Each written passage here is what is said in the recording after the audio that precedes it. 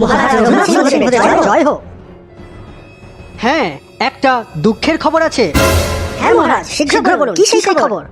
গতকাল সম্রাট ঔরঙ্গজেব সমগ্র প্রদেশে ইসলাম ধর্ম অনুসারে সঙ্গীত, বাদ্য, নৃত্য সব কিছুকে নিষিদ্ধ ঘোষণা করেছেন।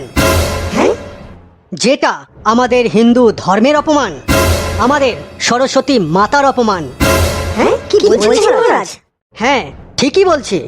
তবে আমি রঘুনাথ সিংহদেব ঔরঙ্গজেবের এই কঠোর আদেশকে সম্পূর্ণরূপে অগ্রাহ্য করছি, আর সাথে সব রকম চেষ্টা করব যাতে আমার রাজ্য মল্লভূমে সঙ্গীত, নৃত্য, বাদ্য সম্পূর্ণভাবে সুপ্রতিষ্ঠিত হয়।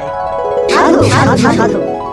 আর হ্যাঁ, কাল সকালে সমগ্র মল্লভূমবাসীকে ঢাক ঢোল শহরতে জানিয়ে দাও যে